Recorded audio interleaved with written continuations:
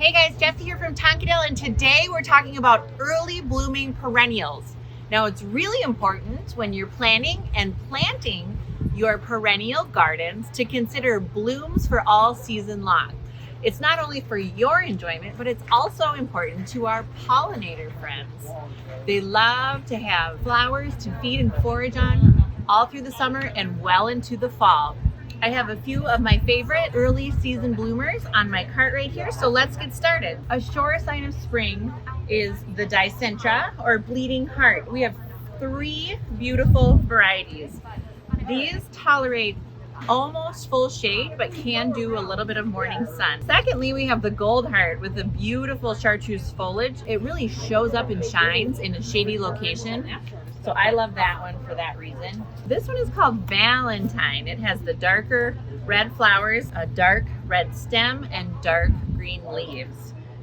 Dicentra or bleeding heart mix really well with hostas and ferns in your shady perennial garden. Next up, we have anemones. Now, there are both spring blooming and fall blooming anemones. This is the snowdrop anemone, and this will be one of the first things that comes up in your garden. It has the lovely, delicate white flowers and really gorgeous and graceful foliage. Good for part sun. Always a fan favorite is the Brunera Silverheart with the very beautiful blue flowers that show up in early spring. One of our first bloomers, does well in a part sun or shade garden. Gotta love me some phlox. This is the creeping phlox, Phlox subulata, not to be confused with Phlox paniculata, which is the tall garden phlox.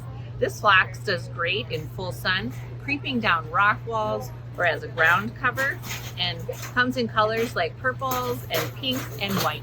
Here we have Aquilegia or columbine with these double flowers that almost look like cake flowers. You could almost eat them, they're scrumptious. And really pretty lobed leaves with nice light foliage. Gorgeous when planted in mass. We can't forget to talk about peonies. These are going to bloom later in May and continue into June. This one is one of the Ito type peonies. They're well prized for their big dimensional flowers that come in a range of colors, even yellow. So look for the Ito peonies because they go quick. We also have an assortment of garden peonies to choose from, and they can't wait to get blooming in your garden.